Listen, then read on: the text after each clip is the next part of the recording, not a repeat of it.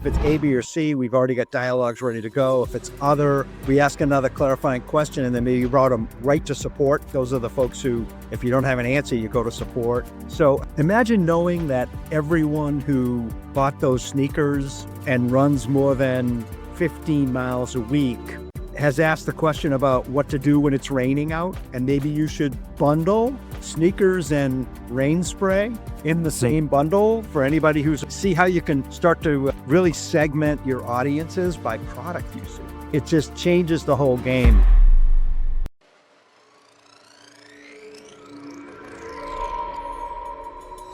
We're going through something absolutely historic.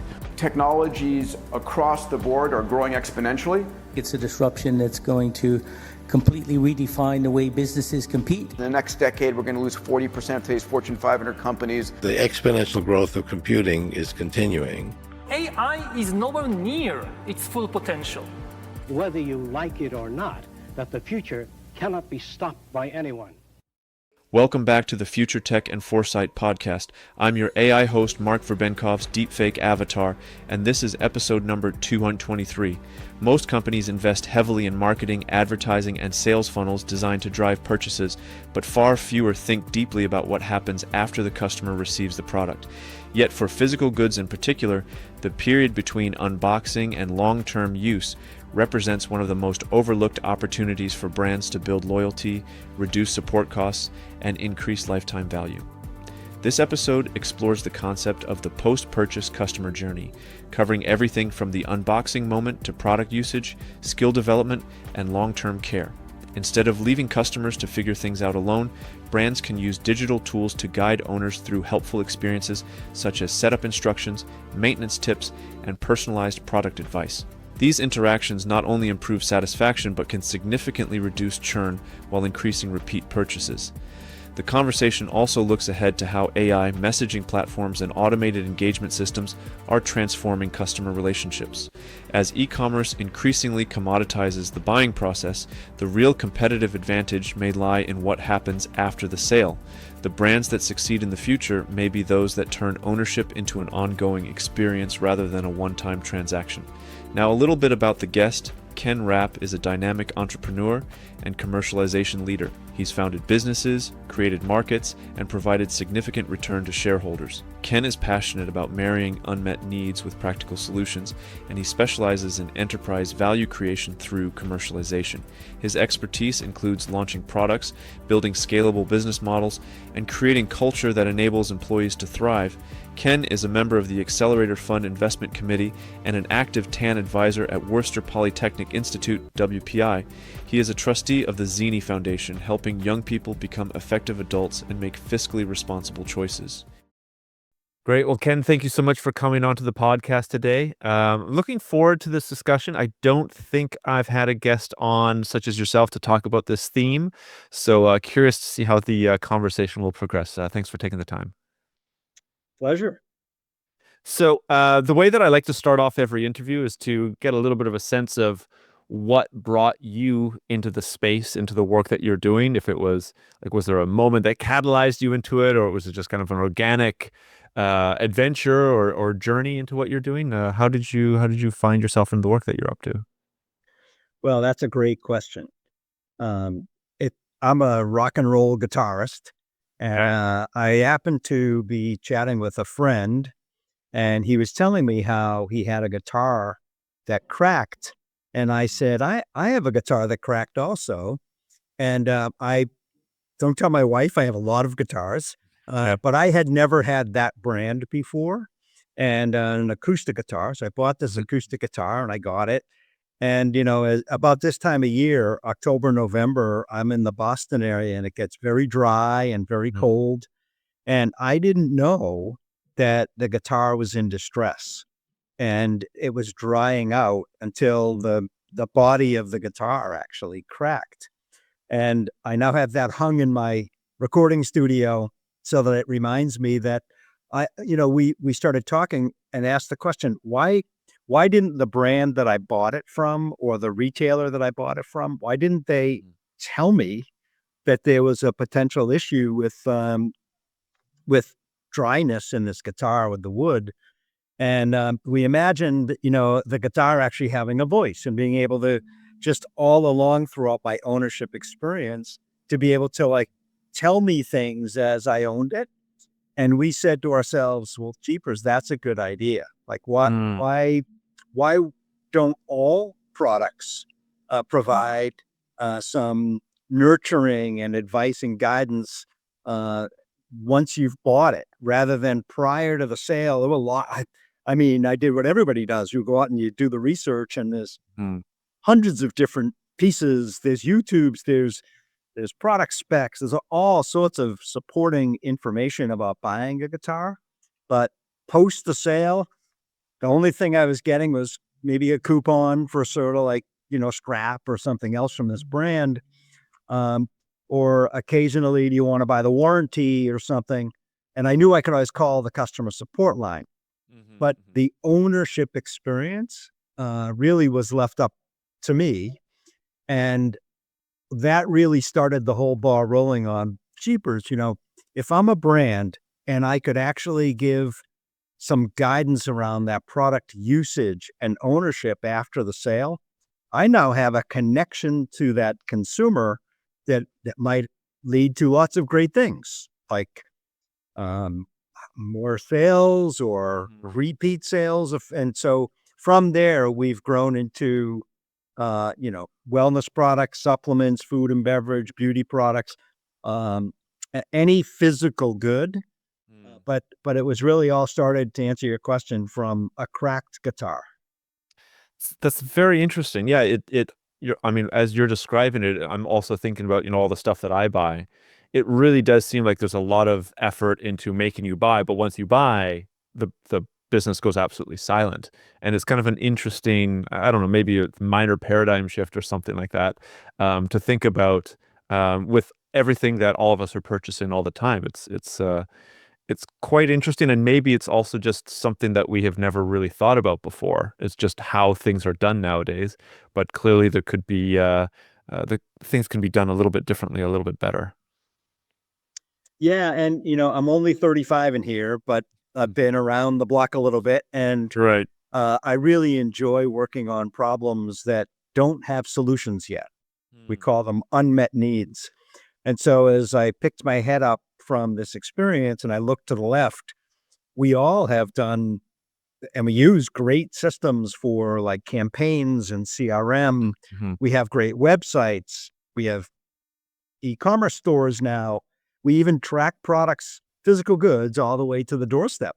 The log shows up. And then if there's a problem, we have great support systems, the systems that are designed to not drop the ball like, many decades ago when it was be a phone call coming in and you'd be relying on someone calling you back.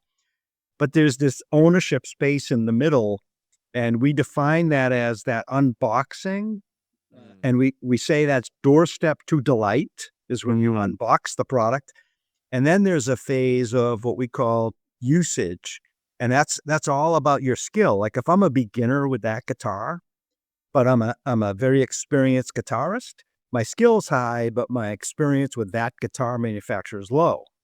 That's different than if I'm a brand new guitar player, just learning, and I get a new guitar, or maybe I buy a used guitar that's 10 years old. So skill and product life cycle, owner skill get combined to help really nurture the usage phase of ownership. And then last but not least, the third phase is what we call care and maintenance. And so what's cool about that is you're really talking unboxing and then usage, creating unbelievably sticky connections to customers.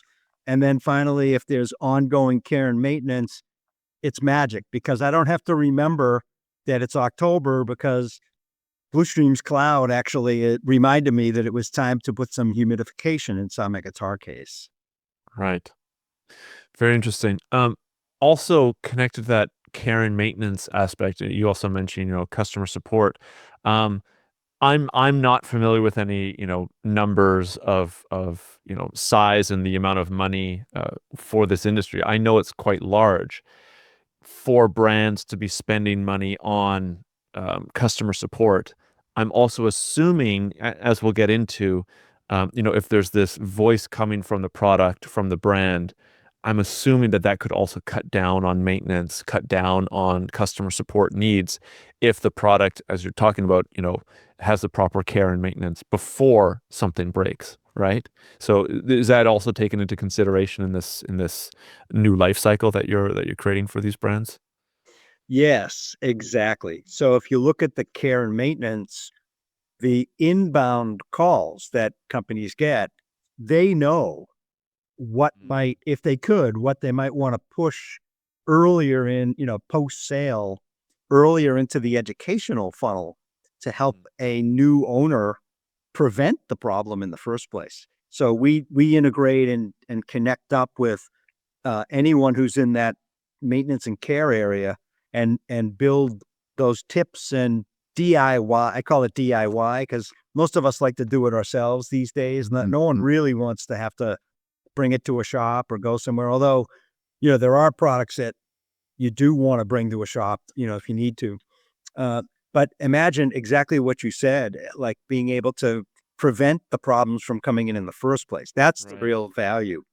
Right. Yeah. Do you have any like dollar figures or percentage, just roughly about like how larger brands are spending on customer support? Is it like 5% of the business, 1%, 20%? Just maybe across the different type of products that you're working with. That I don't have data on what brands are spending. What I do have though is if you look at the overall life cycle of unboxing, usage, and care, we see a 30% reduction in churn. We see a 20% increase in average order value or annual sales. 20%. Why? I call it. It's like the change your oil light in your car. When my car tells me to change the oil, I go and change the oil. That's my connection back to the car, right? Right. But when I get from my Jeep dealer the coupon, I just throw it away. But when the car says it's time, so by having real usage information about care and maintenance and about repeat sales, if you're in the subscription economy with any supplements or longevity beauty products, and these are recurring revenue streams, we know that 50%, 50, are not reordering after 90 days. So you've done all this work and spent all this money to get new customers, and you lose half of them within the first 3 months. And it's even worse for repeat sales if you don't have a subscription model and you just have cross-sell. I bought some sneakers and now I might need some socks. Those numbers are 70% don't buy a second, third time. So the economic or ROI, the actual revenue, measurable revenue impact is just enormous to really help nurture your customer around that product experience. Very interesting. Could we dive into maybe a little bit of like a tangible example of what you're talking about when giving your products a voice? Like, is it a text message? Is it an email? Like, what tangible action is being done to reconnect the consumer with that brand or that product? Yeah, we generally see that SMS or text messaging is the most common. Okay. But our engine, our rules engine, or our AI doesn't care. It could be text messaging, it could be internet messaging, like iMessage doesn't use a phone number. It could be WhatsApp if you're in Europe. But think of a text. So you buy a product, and then what triggers are what we call product experience journeys. It's the point of sale system. Like I just checked out and bought it, and it's being shipped. That triggers our technology to start the dialogue going with that consumer. So it says, hey, Mark, by the way, you're getting some smoothies. They're on their way. Did you know you might want some almond milk or some fruit juice to be ready before you open the box? So I call it, batteries or butter. It's like the prerequisite is so important. I just hung up from a call with a company that has a very powerful health-related product. and they were sharing with us that 30% of the customers who buy never even turn it on because they get to a point where they get it and it's too complicated for them to actually get going. And we were talking about prerequisite nurturing before the unboxing actually happens. And to me and us, unboxing is not a moment, it's a 30-day affair. We take the unboxing and build in educational tips and information that's important about how to use the product the first time. We ask the question, all of this is in a text message dialogue going on, but it's actually going on with our cloud based on the journey structure. But you'd imagine so many of the consumers out there, they're actually texting back. They think there's a human on the other side. Right. Which is great, because there's another number I'll share with you, which is over 90% of the consumers that have started on Bluestream powered journeys are still on them. Very interesting. Quarters, years later. Yeah, well, that was going to be my follow-up question. It's, we're all busy and inundated with messages and everything, whether it's spam or otherwise nowadays. I was curious about the interaction rate, or I'm sure it's just going to happen. Some percentage would be like leave me alone. I don't want to talk. Right? You're always going to get some percentage of this, but I mean, from your feedback, it sounds like there's not just interest in using the product, but there's value to it, and there's an interest in continuing to use it, which I find quite interesting, to be honest. Can you maybe double click on that to use the modern day parlance here? Sure. It's a great question, because it's actually part of our business model is if they're not active, we call it a monthly active user. We don't get paid. We should not be paid because we're all about that post-sale product experience connection. So I'll give you some examples. So as I said, 90% plus on average. Some of them are even as a consumer, if you're getting help from the brand you bought something from, and it's so we have a rule of thumb too, I'll share, which is 5 informational and educational value-added messages before you would ever recommend anything as a sale or a promotion. You just build trust for the first month. Don't even think about the hidden value here is I want you to buy something else. That is not the point. And then you'll be rewarded with more super consumers. They just want to buy more because they want to buy more. So we see that 90% as a very important metric. Then you have a couple of different kinds of messages. Some messages that are education don't have any links. They just inform you. And those, we watch when they're read as they go by and who opts out or stays in. Second type is you ask a question. So how many miles a week are you jogging in those new sneakers? Or how many times a week are you eating smoothies? Because the smoothies come in a box that's good for 40 days or 40 meals. And if I'm only using them on weekends, I don't need another box because now I have too many in the freezer. And now I'm a frustrated customer. And, you have, I'll leave you in it, and not because I don't like the product, but because I can't take all the product coming. So we see when we ask questions, generally 30+% of people will respond, which is very, very high, to engage. And then some won't respond, but they'll stay on the journey. And so then sometimes you have educational links where you have an educational tip with a link back to the website to look at content. And we see very high engagement there, 30 to 40%, more around the 40-ish%. Why? Because we only send it when you really need it. So it's time to change the strings on that guitar because Ken plays, 4 hours a day, whereas a new beginner in school band and orchestra in 3rd grade is playing an hour a week.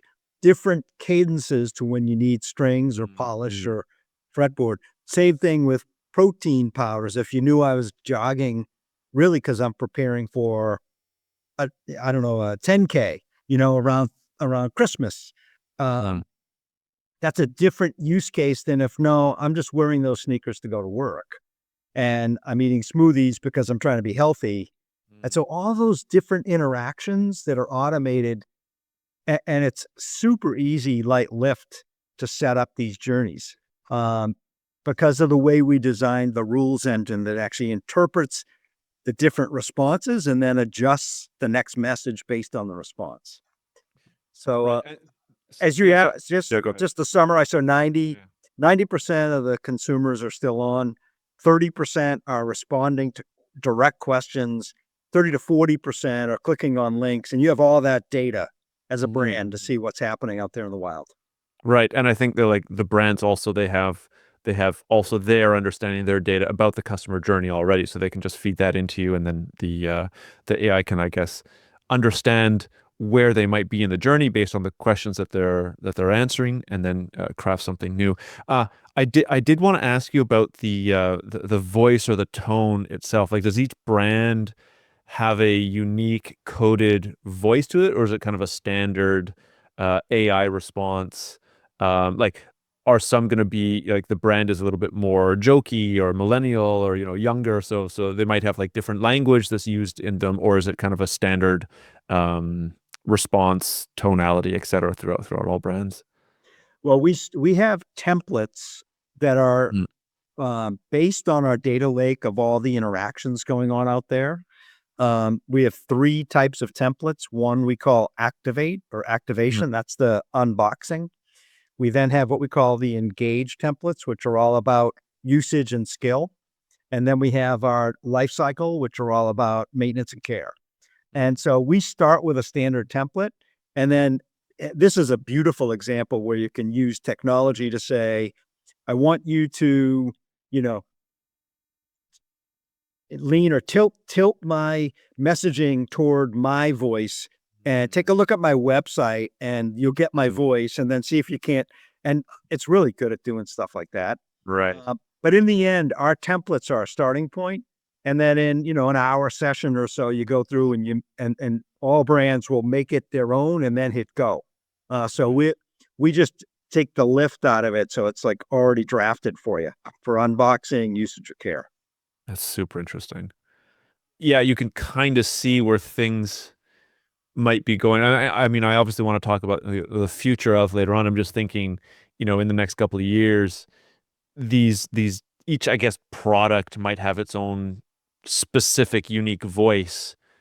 Also, maybe more customized or personalized, which I think is the more correct term, more precise term here, to the individual user, client, customer, etc. There could be almost a one-to-one interaction based on, you understand, the company understands all the needs and the idiosyncrasies of the individual clients, and craft a voice, if you will, an AI voice to that specific person in order to create much more stickiness. Scary, but interesting at the same time, right? I think is maybe my reaction, but I think also for most people listening too. Yeah, I'll give you some examples though. So one of our customers created the concierge. So they created it so that it would be very informative, and ask it a question, or it's going to give you information about your ownership experience along the way. And it's very concierge-like, a little more formal. Another one has an octopus. A purple octopus is the VIP club mascot. So ask the octopus anything you want, and we'll be coming back to you now and again. Very playful, very fun. So what's cool about us is the design of that architecture to run a journey down the middle, but let it be very tailored to the end user's cadence and the brand's voice. That's sort of the magic in what we've built. Very interesting. I also wanted to ask you, like you said, mostly text and iMessage, although I think you said it can be used on any kind of platform. Like, are you seeing higher rates, or I should say lower rates on, say, emails, for instance, because everybody's inbox is completely full? Like you said, those 2 platforms, I just kind of want to go back to that and specify if some are just absolutely not worth your time or your clients' time to even utilize? So that's a great question. I'm going to look ahead now. Okay. I'm going to go down the lane. Perfect. I'm worried about texting. Personally, I'm already getting texts that I don't know who they are. I could have gone to Africa on some flights the other day, like if I wanted to click that text message right away. So I'm worried about spam and scammers, particularly, and our team is worried about that. We're doing it today because there's incredibly high reaction rates to texting. We all look at it within 60 seconds. We respond. And email, I think, got very white noised, like just so much email that it was just this big wall of noise. However, I think when I get an email that says important product information from a product I just bought, I open it. So the relevance here is what's important, not the channel. If I get a text that says, I just bought a protein powder for maybe because I'm exercising more or dieting, and I get a message from that company that says important information about the new protein powders you just bought, I open it. Doesn't matter whether it's on email or it's on texting, or if I'm in Europe, if it's WhatsApp, it doesn't really matter. It's more about the context. So we're omni-channel intentionally, because the value is actually in the product's life cycle, the product ownership experience, not in the channel. Very interesting. One other question here. So you said like 90% plus of people are responding. Are you also getting feedback from them that like, hey, this is awesome, right? Like no other product, no other competitor, say, is doing this. I really appreciate the kind of feedback and the constant following up. Or do you just kind of get to decipher that based on the fact that they're responding, they're clicking these links, they're going to the websites, etc.? So it's a little of both. We measure every day what's going on with the click rates and the based on content, and then we today help our clients, our brands that we work with. We help them see where there's places to improve. But we also monitor the end consumer response rates. We know if we send a message and they don't get to it for 3 days, or they respond to that one right away, there's an opportunity in there to look at that data and help our clients see that data to improve their efficiency. Right. So it's actually amazing when you think about product ownership. And if you could have, I have a customer who said it to me this way. She said, when she was small, she sells a probiotic for dogs' tummies. And she had a store, and she would know every pet parent's name. She knew all the pets' names. She knew that a Chihuahua was taking the same product that she was providing to a Saint Bernard, and they were different uses, based on the weight and the breed and the that and the that. And so what's truly interesting is she grew, and as she started to grow, she couldn't have a personal relationship anymore, and we've been able to simply with her voice. That's what her voice is actually dialoguing on an ongoing basis with those pet parents. Right. That's really interesting. Maybe we can tie this into something that just recently happened, and I know that this episode is going to come up maybe in a couple months, but with this recent Twitter change showing the location of all the different profiles, right? So many people were following different profiles, and they thought that they were American or Canadian, and they ended up being Indian, Bangladesh, Pakistan. So there was kind of a loss in trust with a lot of these profiles, right? Is this something that we are going to see where, as brands become more like branding in and of itself becomes more and more important, right? You're starting to see this trend of CEOs going on YouTube or Instagram, doing the selfie videos, and they become more connected to their own brands. Is this something that you think your product, and I'm sure, competitors out there are going to be able to facilitate, where you like you could see in the future, say you're communicating with your Tesla and you're communicating with like an AI Elon Musk as the one that's helping you with the unboxing and the other processes that you were discussing. Is this something that you think is going to be happening in the future, that your brand, your product and your brand are going to be connected to you as a business owner much more so than, say, now with just an AI, feeling human type of voice? So that's a great question. Mhm. Our job is to make the technology agnostic to whatever voice a brand wants to have. So, um, as I said, we have purple octopuses to concierges to VIP clubs to guitar care clubs to so Mm. depending on the brand, our platform enables exactly what you said. For example, if I wanted my voice to come out in all the dialogues about our products, it could be from Ken. It could be, Right, you know, right. I want to tell you that I'm going to be with you and for your entire ownership journey, and I'm here because I want you to have an amazing experience, and I want you to know you can send me a note back anytime, and I will get to you because I want you to be happy. And then as the messages go out, that certainly can work. Or it could be welcome to our VIP club because we truly appreciate you and we want to make sure you have a great experience. Ask us any questions or shoot us a note anytime.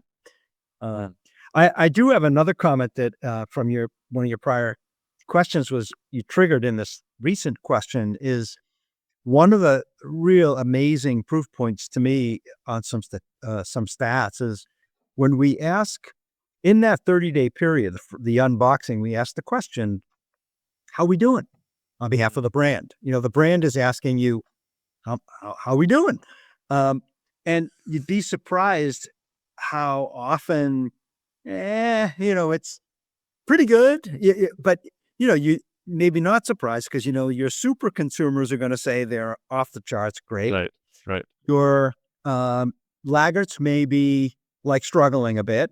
And those are the ones you kind of want to see if you can nurture. And then there's the greater population is kind of in the middle.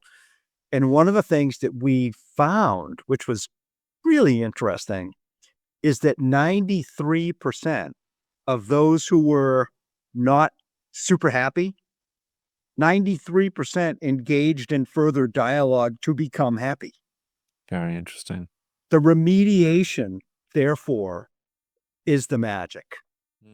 It's not for those who are already super consumers and know what they're doing, and this is their 10th Yeah. time. And it's not for those who gave up before they even got the product. Maybe it was a gift. Maybe they didn't really want it. Maybe something else took over. But it's actually for that large population of customers that would like to succeed with the product, but then they struggle a little bit. And I was amazed. 93% of them said, I'm not doing 100% great. I'm not an 8, 9, or 10, but I would like to be. And they engaged in further ongoing parts of the journey, dialogues, we call them. Super interesting. And with that happening, are there insights that your clients, right, the ones that are selling these products, can then funnel back in either into their marketing, their sales, or even product innovation? Is that something that, you're shaking your head, yes, so this is clearly something that's happening quite a bit? Imagine the power of that data Mm. to sift through and see why not, because that's the next question of the 93% is, can you help us understand what's the challenge? Is it A, B, C, or other? And then that way we start categorizing. If it's A, B, or C, we've already got dialogues ready to go. If it's other, we ask another clarifying question and then maybe route them right to support. Like those are the folks who, if you don't have an answer, you go to support. So imagine knowing that everyone who bought those sneakers and runs more than 15 miles a week has asked the question about what to do when it's raining out, and maybe you should bundle sneakers and rain spray in the same bundle for anybody who's see how you can start to really segment your audiences by product usage. It just changes the whole game. And I think another issue is your question about brands, right? And about brand voice and Elon Musk being the voice in the car. It's a great question because I think, talking future now, I think that e-commerce has actually commoditized the buying process. If I want to buy dog food and I go online right now and I search on dog food, there's over 1 million hits. Sure. But if once I chose one, I get it home and I'm getting talked to by that brand, I'll buy it again because I'm happy. And it's much more convenient to just say, yeah, I'm ready for my next shipment than it is for me to like go back and have to look at this sea of alternatives. So I think e-commerce is great. I mean, I can live without it. Ask my kids, my wife.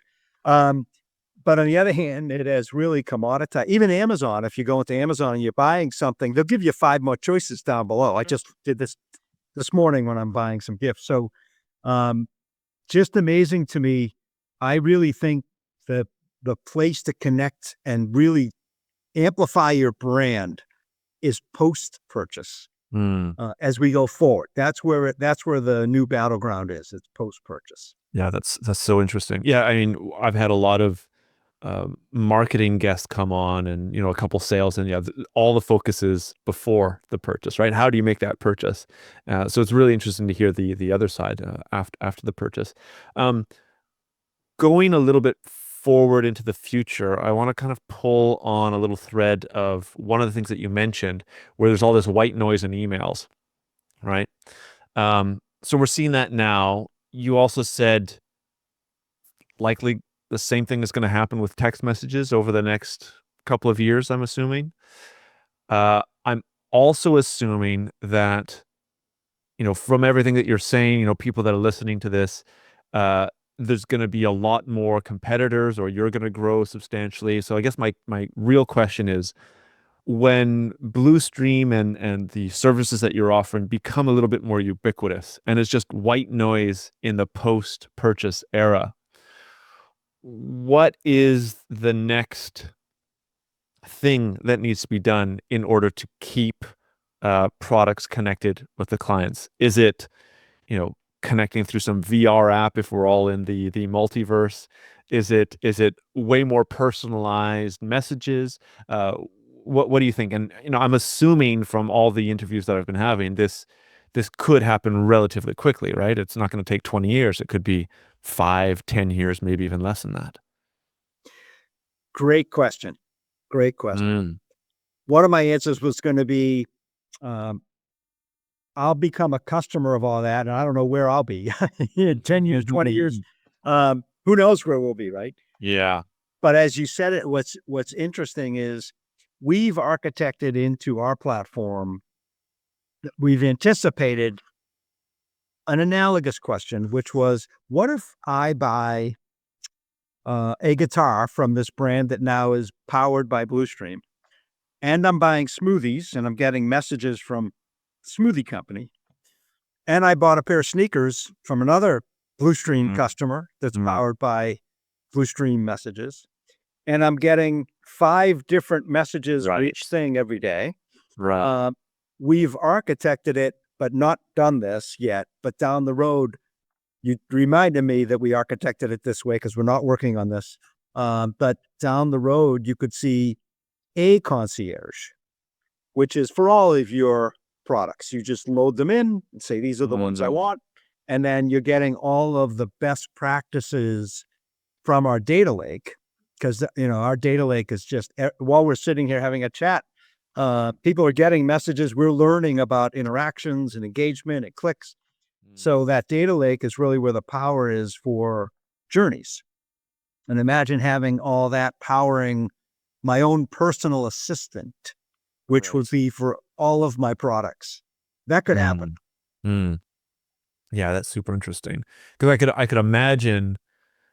I mean, this is typically how markets evolved, right? It's like, let's say in 5 years, Bluestream becomes the dominant player, but you're gonna have other competitors doing the same thing. So you might be, you might have an ecosystem where all the information goes to this one, personal assistant, but then your competitors, are also going to do this kind of the same thing. So you could imagine a world where, you do go out and you buy, say, 10 things, and 5 are with Bluestream or connected to Bluestream, and the other 5 are connected to other different ones. So you're still getting, say 5 or 6 messages a day, and then that's going to have, I would think it would have a negative impact on the post-purchase follow-up market.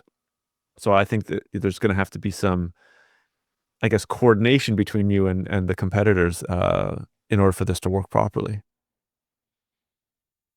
So that's a great point. So two pieces to your question or your comment there, which I agree with. One is it's on technology companies like us to be open enough to let other systems that are running integrate in and keep the consumer's value in mind, and you'll never go wrong. Just make sure that the end consumer is doing well. So one piece of that is, if Bluestream is powering 5 products, that's easy. We've got it architected to manage the cadence. And you're absolutely right. Your second point is the cadence. If I don't want to get messages from 5 different products all today at the same time, unless I need to today. And so there's what we have some gates and some mechanisms that look at messages and only let out a message, in a certain period of time. Sure. And so it's on us, it's on the technology companies to play nice in the sandbox on behalf of the end consumer and to not overpower them and make it noisy. The difference, which I love, is this new category around product ownership, is that product ownership generally is because you want to have a good experience as a consumer, not because you're buying something, but if you've made it past unboxing and activation, and you're into engagement where you're using the product and you're growing with it and you're learning, and maybe you have some maintenance and care, you actually want the help. So you really do have an assistant there. Some of our customers call what we're doing the product assistant, and that product assistant or product agent is actually helping the consumer to take care of that product, to use the product, and to love it. So if I had that kind of assistance for my guitar and for my sneakers and for my health protein powders that I'm eating, it would be okay if I needed to know today from all 3 of those sources for all my products to pay attention to them, be okay. It's not like I'm getting spammed to buy more things. It's that I'm getting guidance and advice. Yeah. Very interesting. Ken, I see that time is winding down here a little bit. I was going to ask you a question. Maybe this is relevant, maybe this isn't, but so you're focused on, products, obviously. Do you think the opportunity to expand into different types of industries or different types of businesses, or does it make most sense for products to have this kind of continuous voice, continuous connection after the purchase? That's a good question. I think I'll get even narrower, not broader. I actually think that the real opportunity is for boxes, physical goods in boxes. Because when I recently had an upgrade to my phone, Apple does an amazing job of coaching me through opening the box. It's found my own internet connection. It told me right on the phone, now go grab your other phone. Like it's, if you're a larger brand with the resources, you'll be doing this anyway. You're putting a digital edge onto that physical product, right? But if you're anything, food and beverage, beauty products, wellness products, health products, pets, people, homes, your physical goods don't have a user interface. Right. They have like a quick start guide, and a user manual. Well, Right. I'll share with you, so to me, I'm going to go narrower, not broader for you. I think there's billions of products delivered, that could use some assistance. And so I'll give you my analogy. My analogy is around a GPS. We all use GPSs today. I don't know if any of your listeners still have maps that they map out a route when they're going somewhere, but I know that very few people do. And the reason is because, and even if you only went from your house to like a place that you go to quite often, you still use the GPS. GPS is actually a digital edge to a physical good, a car that's going, its usage is to go from A to B. So the usage area around a physical good, the car, used to be a paper and map, fill it out, and it was hard to read if you were driving down the road, so you might have had to pull over. And so this user interface, look at all the wonderful things we get. It tells us if there's construction. It tells us if there's traffic. It tells us, if that's my favorite route. It updates the maps if the roads have changed. It even gets to know my routes, and it can make recommendations. So it's a beautiful example of a physical good, a car, in a use case, having a digital edge added to it that we can't live without. And in my world, we're not done at Bluestream until every physical package that needs a little bit of guidance gets some product guidance in the box. I think that's a perfect place to end. Super, super interesting idea. Ken, I'll have your website up on the show notes, your LinkedIn. Are there any other places that you want people to reach out and follow with whatever you guys are up to? No, we'll be happy. We'll take whatever you send us, and we'll promote it out there as well.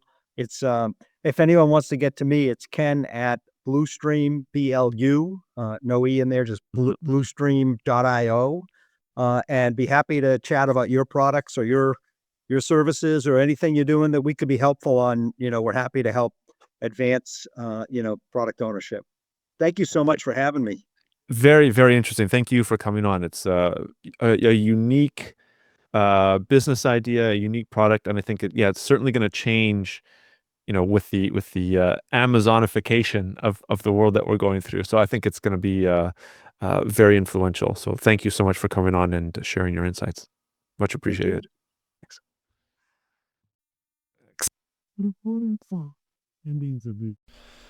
Well, thanks for listening to this week's Future Tech and Foresight podcast. If you like what you've heard here, there are, of course, a number of ways that you can support the podcast. The best way would be to leave a review on Apple Podcasts or give a rating on Spotify, which you can find a step-by-step explanation for on the futuretechandforesight.com website. Alternatively, feel free to leave a comment either on the episode show notes or the YouTube channel where you can see video recordings of the interviews. And finally, if you are part of an organization that is aware of the disruptive and transformational impact that emerging and future technologies will bring and want to know more, please get in touch to hear about the strategic foresight services that we offer and how we can help future-proof your organization and take advantage of the phenomenal opportunities available to survive and thrive in the future.